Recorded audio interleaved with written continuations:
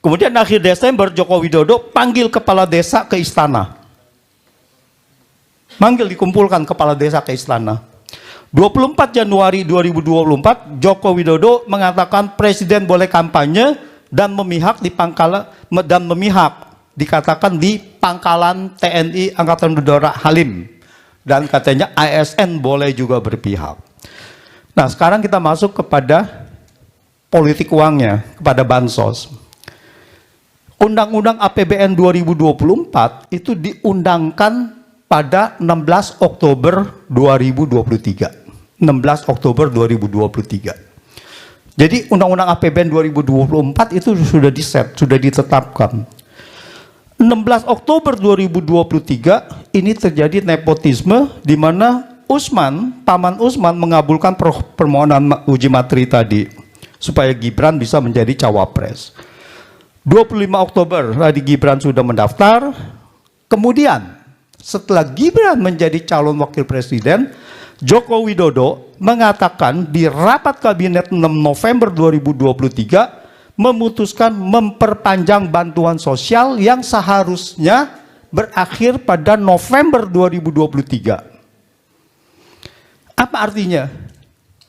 Artinya bahwa Presiden mengatakan memperpanjang, artinya anggaran itu belum ada.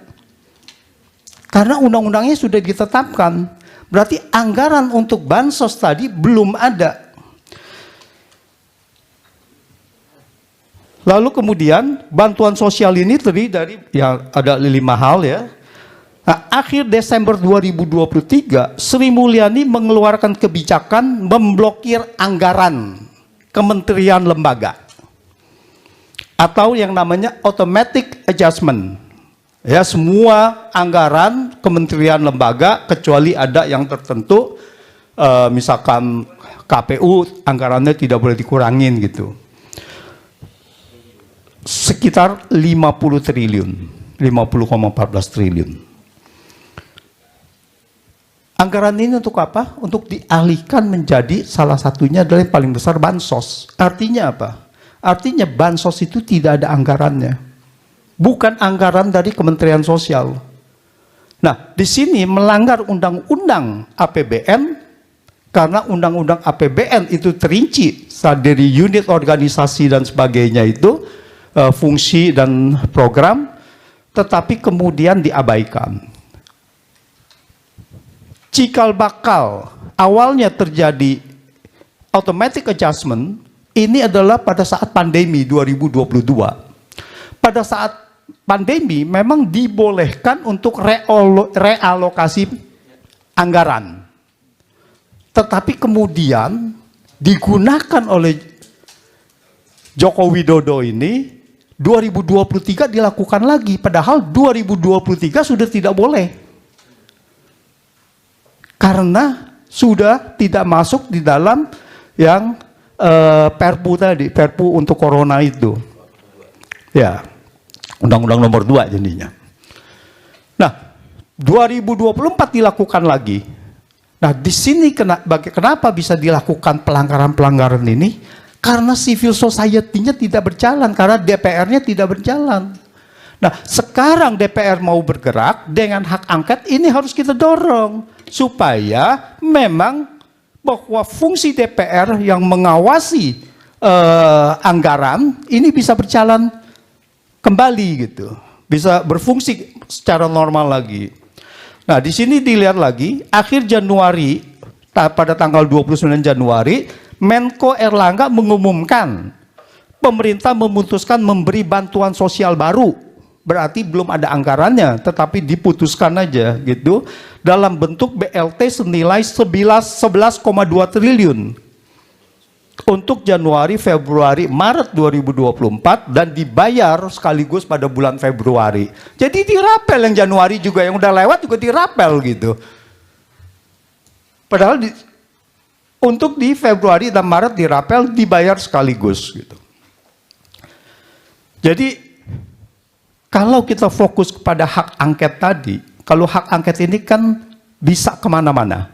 Salah satunya adalah bisa juga ke bansos yang tadi dananya dari mana diambil, lalu ada apa tidak dananya, terinci sampai mana, dan itu semuanya bisa di trace sehingga siapa yang bertanggung jawab, dan secara terbuka ini sudah bisa menjadi bukti bahwa ada pengalihan anggaran untuk bansos yang tadinya tidak ada anggaran dijadikan supaya ada anggaran. Dan ini pernyataan-pernyataan Sri Mulyani sangat serius. Kalau didalami di sini saya lihat ada terjadi pelanggaran di dalam Undang-Undang APBN. Jadi saya melihatnya bahwa bantuan sosial ini melanggar sejumlah undang-undang. Satu adalah Undang-Undang Keuangan Negara pasal 15 ayat 5, yaitu APBN yang disetujui DPR terinci sampai unit, organisasi, fungsi, program, kegiatan, dan jenis belanjanya. Dan Undang-Undang APBN yang sudah disetujui DPR tidak boleh diubah pihak manapun, termasuk oleh Presiden, tanpa persetujuan DPR melalui mekanisme perubahan APBN. Undang-Undang Nomor 28 tahun 1999 tentang penyelenggaraan negara yang bersih dan bebas KKN. Pasal 5 dan ayat 4 mengatakan setiap penyelenggara negara wajib untuk tidak melakukan korupsi, kolusi, dan nepotisme. Yang dimaksud dengan nepotisme adalah setiap perbuatan penyelenggara negara secara melawan hukum yang menguntungkan kepentingan keluarganya dan kroninya di atas kepentingan masyarakat, bangsa, dan negara. Dalam hal ini, bantuan sosial yang diberikan oleh Joko Widodo merugikan keuangan negara untuk anaknya sebagai cawapres.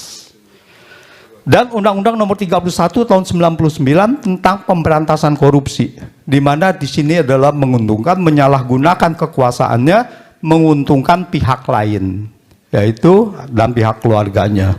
Jadi saya rasa ini sangat serius di dalam Undang-Undang Keuangan, di dalam APBN ini, dan ini harus diusut tuntas. Demikian Mas Heru. Oke, terima kasih. Kita